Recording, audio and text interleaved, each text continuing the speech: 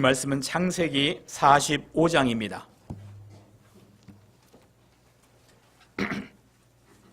5절에서 10절까지 말씀을 봉독하겠습니다. 구약성경 71쪽에 있습니다.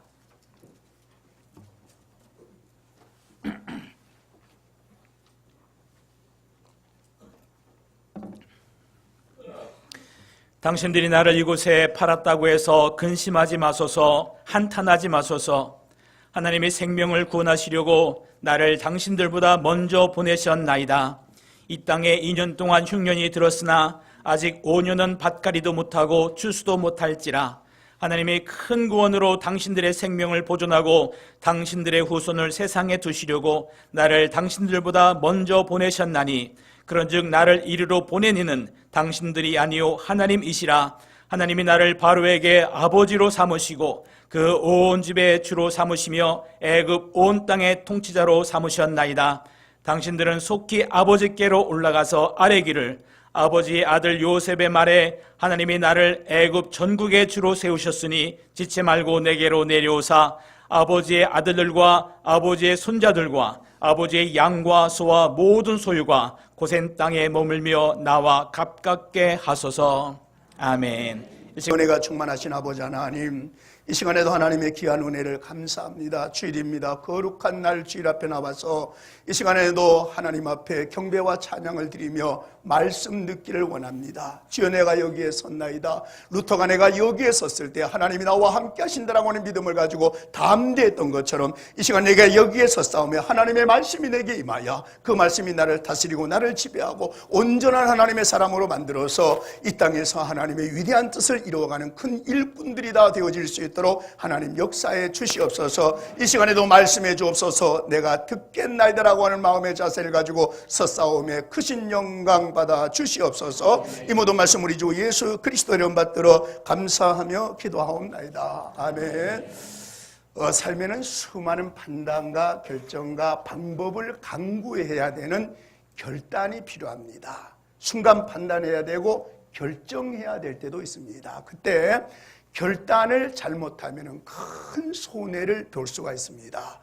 책 중에 예수님이라면 어떻게 하실까라고 하는 책이 있습니다. 저자 찰샘 셀토는 젊은 목사였습니다.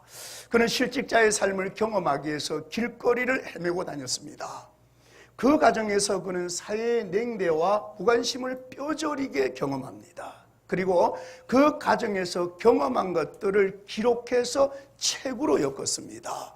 그 책의 원제목은 이니지 스텝스인데, 실직자 생활을 하면서 경험한 것들을 생생하게 기록해서 3천만 부의 책이 팔려가지고 많은 사람들에게 큰 영향을 주었습니다.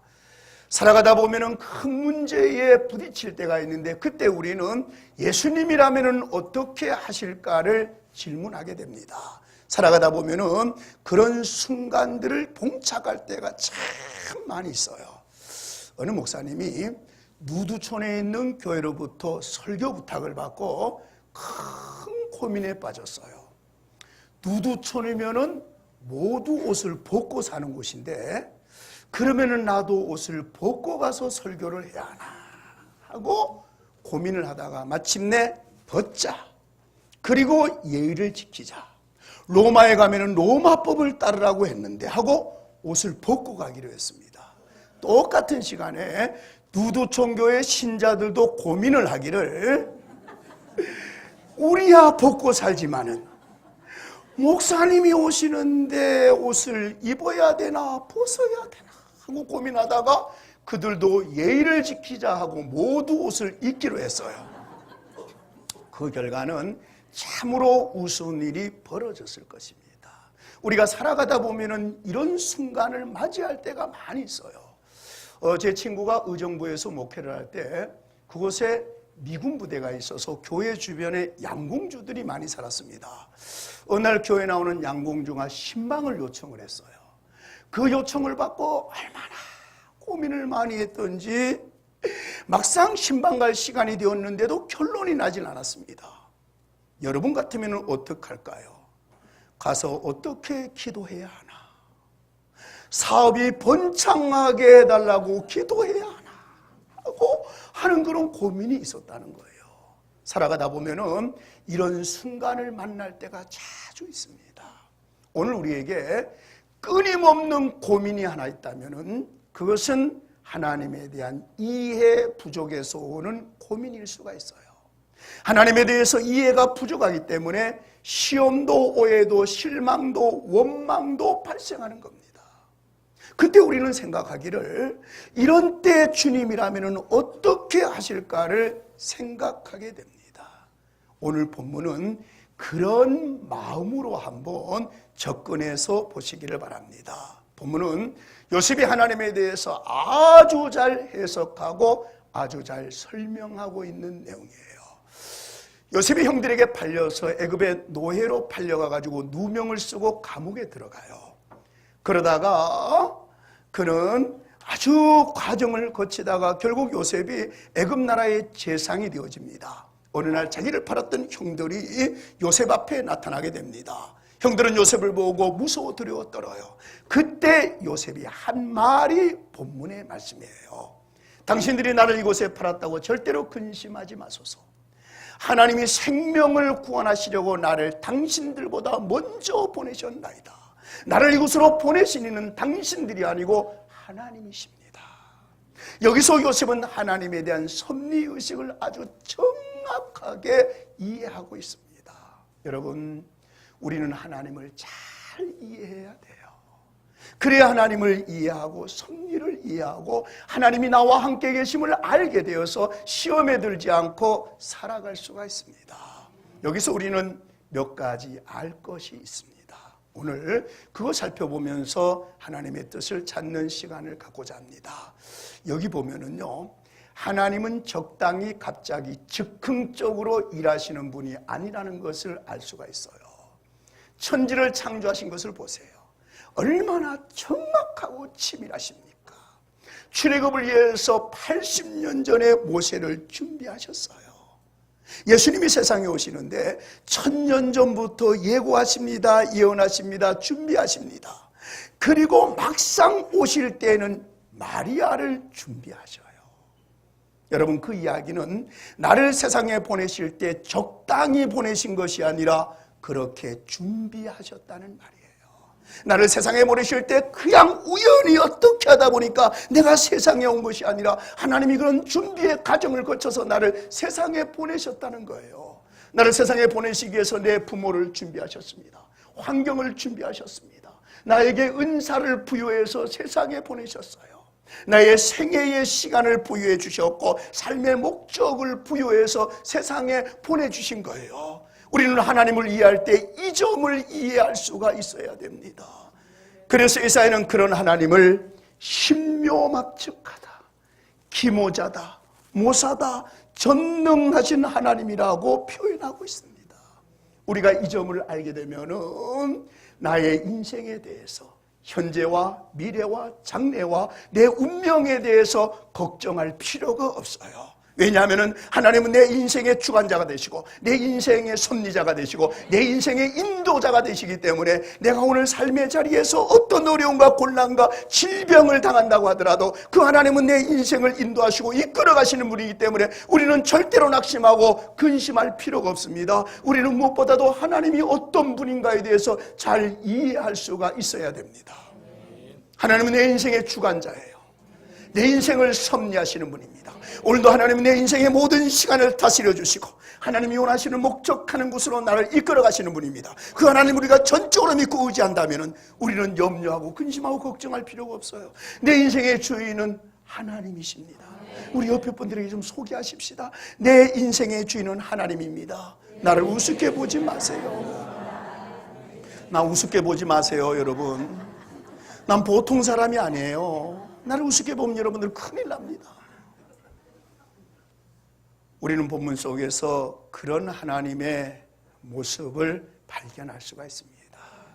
첫째는 환경 조성이에요. 하나님 요셉을 애굽의 총리로 만드십니다.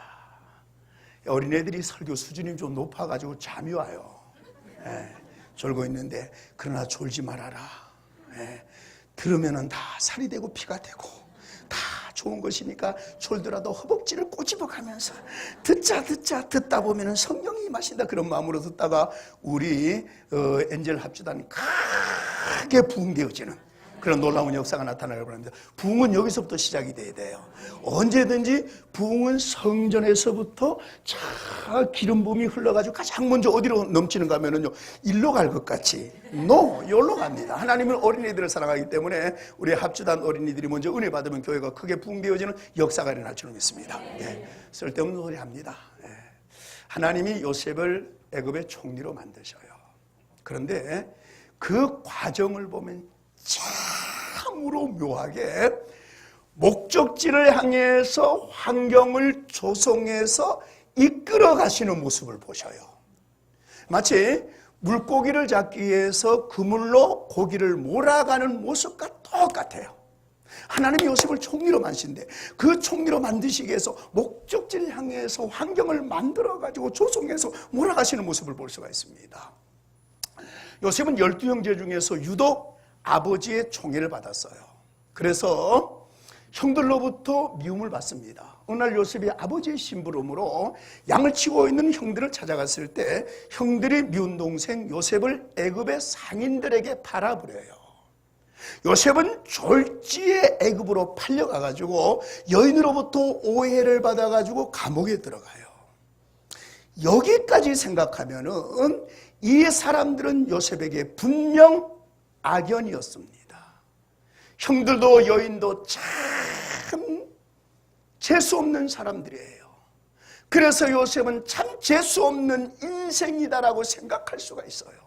이때 생각이 없으면 땅을 치고 통곡하면서 삶을 저주할 거예요. 그런데 생각해보면 이것은 재수없는 것이 아니라 하나님이 나를 위해서 환경을 조성하시는 작업이에요. 나 스스로는 그 길로 갈 수가 없으니까 하나님의 섭리 중에 나를 그곳으로 보내시기 위해서 하나님이 친히 내 삶 속에 개입하셔가지고 환경을 조성하고 계시다는 이야기예요. 그래서 요셉은 형들에게 팔려서 애굽으로 가고 여인으로부터 누명을 받아서 감옥에 들어가고 그 감옥에서 누구를 만나느냐 하면은 바로의 관리를 만나요. 그 관리들이 자연스럽게 요셉을 바로에게로 인도하고 바로를 만난 요셉은 꿈을 해몽하고 무엇이 되어지냐? 마침내 애굽의 총리 자리에 오르게 되는 거예요. 그 길을 자세히 생각해 보면은 하나님은 과연 신묘막측하셔요. 그런데 그 하나님은 오늘 믿음의 사람들의 삶을 그렇게 인도해 가십니다. 그래서 하나님이 목적하시는 곳에 이르렀을 때 우리는 그 하나님을 향해서 하나님은 과연 신묘막측하신 분입니다. 하나님은 전능하신 분입니다라고 하는 고백을 하게 되는 거예요. 우리가 인생을 좀 깊이 들여다보고 깊이 깨달으면 내 인생 속에는 하나님의 기묘하심의 손길이 있습니다. 놀라우심의 역사심이 담겨져 있다라고 하는 사실을 발견할 수가 있습니다. 하나님이 길을 인도하실 때는 기적같이 인도하시는 것이 아니라 먼저 환경을 조성하시고 사람들을 만나게 하셔요. 그래서 하나님이 목적하시는 곳으로 사람을 도달하게 하십니다. 그래서 지금 내가 가고 있는 이 길이 하나님의 뜻인가를 알려면은요, 환경이 조성이 되어지는 모습을 보면은 알 수 있어요. 여러분, 우리 인생은요, 너무 조바심할 필요가 없습니다. 조바심한다고 되는 것이 아니에요. 요셉은 감옥에서 10년을 살았습니다. 그곳에서 조바심해야 소용없음을 보여주는 겁니다.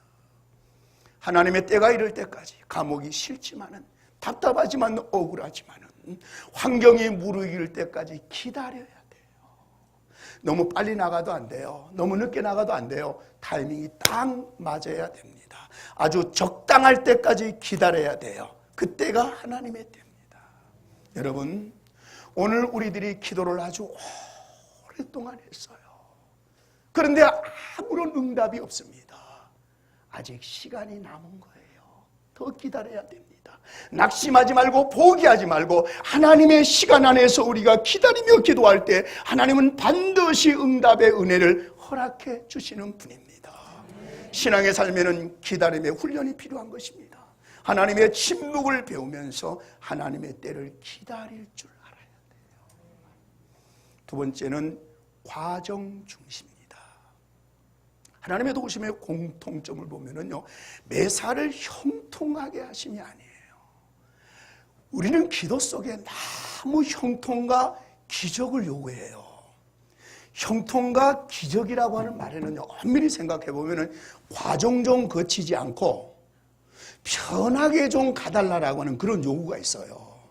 나에게 기적을 주옵소서, 나에게 형통한 삶을 허락해 주옵소서라는 말 속에는 엄밀히 말하면 과정 좀 거치지 아니하고 편안하게 목적지에 도달하게 해달라고 하는 그런 요구가 들어있는 것입니다. 그런데 어림 한 푼 없는 일이에요. 하나님은 과정을 중시하셔요. 하나님이 세상에 오실, 예수님이 세상에 오실 때 손오공처럼 오신 것이 아니에요. 10개월의 잉태의 과정을 거쳐서 태어나고 성장받고 청년기를 거쳐가지고 비로소 3년간의 공생애를 사용하셨어요. 그 3년을 위해서 700년 전에 그의 탄생이 예고되었을 뿐만이 아니라 사람을 찾아가지고 잉태하고 출산하고 성장하고 훈련받게 해서 마침내 3년의 공생애를 사용하셨다라고 하는 사실을 우리가 발견을 할 수가 있습니다. 여러분, 출애굽을 위해서 80년 전에 모세를 탄생하게 하시고 40년간 궁중에서 훈련받게 하시고 또 40년간 광야에서 모든 훈련을 받게 하신 다음에 비로소 40년간을 사용하셨습니다. 우리는 이 같은 하나님을 이해할 수가 있어야 돼요. 대현아, 공부도 안 하고 합격해 달라고 하는 금식 기도는 그거 아주 무익한 기도다. 네가 할 수 있는 최선의 노력을 다하고 그리고 월상 예배도 나오고 그리고 금식기도 하면서 할 때 하나님이 그 주여 소리를 들어주지. 공부는 땡땡이 치고 매일 금식만 하면 네 몸만 상하지 하나님은 절대로 안 들어주는 거야. 여러분, 훈련도 안 하고 축구 경기에서 이기게 해달라는 기도 역시 이거 철없는 기도예요.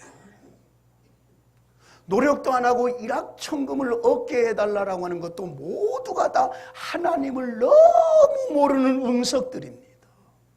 여러분, 하나님이 형통케 하신다면요, 환경은 그대로 놓아둔 채 그 환경 속에서 눈을 뜨게 하시고 앞을 보게 하실 거예요. 이것이 하나님이 하시는 방법이에요. 그래서 하나님이 하시는 일을 보면은요, 부작용이라는 것이 하나도 없어요. 오늘 우리 부모들이 하나님과 다른 점이 바로 이거예요. 우리 부모들은요, 자녀들에게 큰 집을 그냥 사줍니다. 사줄 돈이 있어야 사주지 하고 생각하는 분이 있는데 돈이 생기면 그냥 사줘요. 자기 수고는 하나도 없습니다. 유산도 그냥 줍니다. 자기 땀은 하나도 없어요. 수고도 가정도 없습니다. 그러니까 부작용이 생기고 온갖 문제들이 발생하게 되는 모습을 볼 수가 있습니다. 하나님은 우리의 환경을 하루아침에 개선시켜 주시는 분이 아닙니다. 환경은 그대로 두십니다. 그리고 그 환경 속에서 눈을 뜨게 하시고 사람을 보게 하시고 그 다음에 지혜를 발휘하셔가지고 우리의 인생을 이끌어 가시고 도우시는 분이라고 하는 사실을 발견할 수가 있습니다. 여러분, 여러분의 삶의 자리가 어떤지 과정을 중시하십시오. 과정 속에서 눈물을 뿌려 기도하십시오. 애써서 수고하십시오. 땀을 흘리면서 씨앗을 심으십시오. 그러면 때가 되어지면 하나님은 30배, 60배, 10,000배의 결과를 허락해 주시는 놀라운 은총을 허락해 주실 줄로 믿습니다. 우리는 이 점을 요셉이 걸어간 발자취를 통해서 발견할 수가 있습니다. 세 번째는 내 생각과 다름입니다. 하나님은 내 생각과 다릅니다. 달라서 모르니까 때로는 실망도 하고 불신도 하고 불평도 하게 되어지는 것입니다. 우리는 하나님의 생각은 내 생각과 다르다는 것부터 인식해야 돼요. 우리는 자꾸만 내 생각대로만 되기를 원합니다. 하나님이 보실 때 우리들이 아이들이 떼를 쓰는 모습을 보는 것과 비슷할 거예요. 부모들은 어린아이들이 위험한 장난감을 사달라고 떼를 써도 부모는 선뜻 사주지를 않아요. 하나님이 보실 때 우리들의 모습이 마치 그 모습 같을 거예요. 여기서 한 가지 중요한 결론을 얻을 수가 있습니다. 그것은 우리들이 걸어온 지난날을 되돌아보면서 과연 하나님이 나를 여기까지 인도하신 그 길이 가장 좋았다는 결론입니다. 아멘 하시는 분이 하나도 없습니다. 이것은 기적 중에 기적이에요. 이것은 여러분들이 걸어온 인생길이 내 생각대로 살아온 것이 더 좋았다라고 하는 결론이기 때문에 아멘이 없을 거예요. 그런데 여러분, 곰곰이 깊이 자세히 묵상하시고 생각해 보세요. 내 하나님이 나를 오늘 여기까지 인도하신 그 길이 가장 좋은 길이었다라고 하는 고백을 하게 되어질 것이라는 이야기예요. 하나님은 우리의 인생 속에 늘 섭리자로 주관자로 개입하셔가지고 내 인생을 이끌어 가십니다. 왜냐하면 하나님은 인생의 주관자고 내 생사복을 주관하시는 분이기 때문에 그래요. 그런데 그 주관하시는 방법이 내 방법이 아닙니다. 하나님의 방법대로 하신다는 거예요. 우리는 이 점을 이해할 수가 있어야 됩니다. 여러분, 요셉을 보세요. 요셉은 애굽으로 팔려가서 누명을 쓰고 감옥에 들어가요. 그 자리에서 얼마나 당황하면서 눈물을 흘리면서 기도했겠어요. 하나님은 내 기도의 내용과는 전혀 딴 길로 나를 인도하고 계십니다. 그때 요셉이 내 뜻대로 안 되었다고 불평하면서 삶을 포기했더라면 어떻게 되었겠어요? 한 나라의 재상이 되는 길이 쉬운 일이 아닙니다. 그 길은 쉽게 갈 수 있는 길이 아니에요. 요셉이 궁중 생활에서 영광을 누리고 엘리트 의식에 사로잡혀서 살았어요. 그러다가 어느 날 살인을 저지르고 미디안 강야로 도망가서 아주 초라하게 삽니다. 그때 모세가 얼마나 충격을 받았겠어요. 순간 인생이 실패했다고 자책하면서 비관했을 거예요. 그때 비관해서 자살했다면 모든 것 다 잃어버리고 말았을 거예요. 하나님은 그를 민족을 인도할 지도자로 삼기 위해서 지금 훈련차 하나님께서 그를 광야로 보내신 거예요. 모세의 인생 속에는 하나님의 뜻이 담겨 있습니다. 하나님에 위대한 역사와 계획이 그 속에 숨어 있습니다. 그렇다면 그 하나님은 오늘도 우리의 인생과 우리의 삶 속에 하나님의 위대한 계획과 위대한 뜻을 가지고 나를 인도해 가시지 않겠느냐는 거예요. 그래서 우리 인생에는 때로 모세와 같은 40년의 눈물의 시간이 있고 고통의 시간이 있고 아픔의 시간이 있습니다. 낙심 말고 삶을 포기하지 마세요. 자살하지 마세요. 자살의 거꾸로는 살자잖아요. 살아야 됩니다. 그래야 나를 통해서 이루어져 하나님의 원대하신 계획과 뜻이 성취되어지고 이루어지는 역사가 나타나게 되는 거예요. 우리는 요셉이 걸어간 발자취를 통해서 그런 하나님의 모습, 하나님이 일하시는 모습을 어렴풋이 짐작할 수가 있는 거예요. 그래서 우리 신앙인들은요, 내일에 대해서 그렇게 심각하게 고민하고 걱정하지 않아요. 왜냐하면 하나님이 나를 인도하시는 그 방법을 알고 믿기 때문이에요. 이제 아멘 한 두 사람이 안 해요. 끝나면 다 아멘 할 줄로 믿습니다. 그래서 우리 내일에 대해서 그렇게 심각하게 고민하지 않아요. 하나님의 섭리자이시고 내 인생을 책임져 주시는 분임을 알고 믿기 때문이에요. 그래서 우리는요, 형통을 위해서 기적을 위해서 기도하지 말고 나는 어디로 가야 됩니까?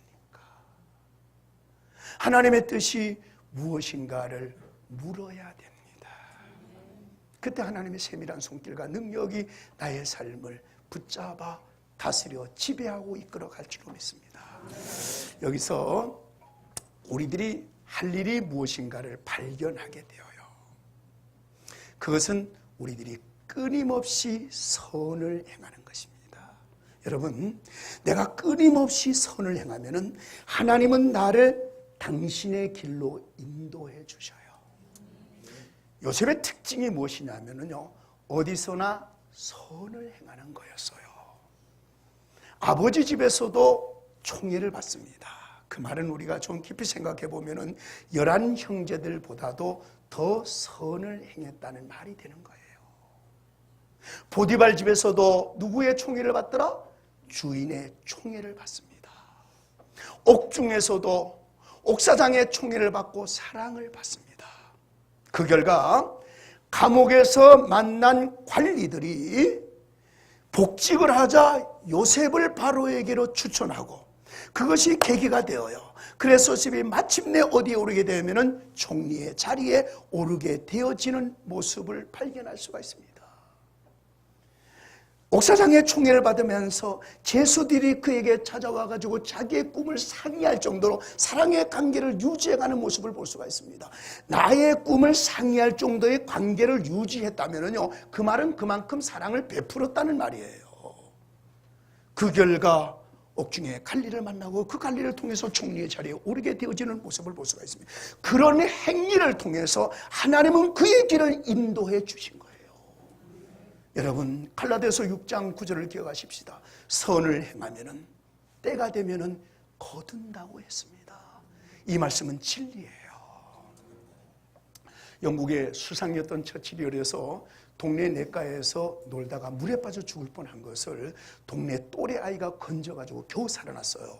근데 그 아이는 가난한 집 아이였습니다.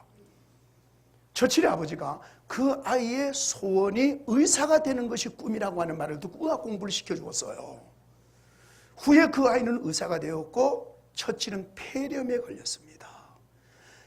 당시에는 폐렴이면 약이 없어가지고 죽을 수밖에 없는 병이었어요. 그때 친구 의사가 지금 폐렴약을 연구 중인데 연구용 약이긴 하지만 한번 투약해보자 그랬습니다. 그래서 처칠의 아버지가 아들이 죽어가니까 투약하라고 그랬어요. 그래서 처칠이 살아났어요. 그때 발견한 약이 페니실린이고 그 약을 발명한 의사가 이안 프랭클린입니다. 여러분, 선을 행하면 반드시 응답이 오고 반드시 좋은 결과가 주어지는 거예요. 하나님은 내 인생의 주관자입니다. 하나님은 내 인생의 섭리자예요. 그런데 하나님이 내 인생을 이끌어가고 섭리하실 때에 하나님이 나에게 보시기를 원하는 것이 있습니다. 그것은 내가 얼마나 삶의 자리에서 하나님의 뜻을 깨달아 선을 행하면서 살아가느냐라고 하는 모습을 보기를 원하십니다. 선을 행하십시다. 낙심치 아니하면 때가 되면 반드시 하나님께서 응답하시고 역사해 주시는 은혜를 베풀어 주실 줄로 믿습니다. 이것이 요셉의 생애를 통해서 우리에게 주시는 하나님의 중요한 교훈이에요. 어느 시골에 노인집에 말 한 필이 밤사이에 사라져 버렸어요. 그 온 가족이 시름에 잠겨 있는데 동네 사람들이 이런 슬픈 일이 어디 있느냐 하면서 위로했어요. 며칠 후에 그 말이 돌아왔는데 짝을 하나 데리고 와가지고 갑자기 2마리가 되었어요. 그러니까 동네 사람들이 세상에 막 이런 기쁨이 어디 있느냐 하면서 또 축하를 했습니다. 며칠 후에 큰 손자가 그 말을 타다가 떨어져가지고 다리가 부러져가지고 불구가 되자 사람들은 또 세상에 이런 슬픈 일이 어디 있냐면서 위로했어요. 그런데 얼마 후에 전쟁이 일어나가지고 그 동네 청년들은 다 끌려갔는데 그 집 손자는 다리가 부러져가지고 절불구가 되어가지고 면제를 받았잖아. 그러니까 동네 사람들이 와가지고 또 세상에 이렇게 기쁜 일이 어디 있느냐면서 축하를 했잖아요. 그래서 생긴 말이 인생사 새옹치마라는 말이에요. 무슨 말이에요? 영원한 행복도 영원한 불행도 없다는 말입니다. 그 점을 실증해 준 사건이 본문에 나와 있는 요셉의 사건이에요. 그 사건을 직접 체험한 요셉이 결론 내린 하나님에 대한 해석이 오늘 우리가 봉독한 본문의 말씀입니다. 당신들이 나를 이곳에 팔았다고 근심하지 마소서. 하나님이 생명을 구원하시려고 나를 당신들보다 먼저 보내셨나이다. 나를 이곳으로 보내신 이는 당신들이 아니고 하나님이십니다. 내 인생의 주관자, 내 인생을 섭리하시고 인도하시는 분은 하나님이시라는 말이에요. 이 고백에서 우리는 하나님이 어떤 분이신가를 이해할 수가 있습니다. 사랑하는 성도 여러분, 이 아름다운 요셉의 믿음의 고백이 저와 여러분의 고백 되시기를 바랍니다. 인생이 담대해질 겁니다. 인생이 한없이 기쁠 것입니다. 한없이 즐겁게 살아갈 것입니다. 내 인생의 주관자는 하나님이십니다. 내 인생을 인도해 가시는 분은 하나님이십니다. 이 믿음으로 날마다 승리하는 저와 여러분들 되기를 주님의 이름으로 축원합니다. 기도하시겠습니다. 사랑과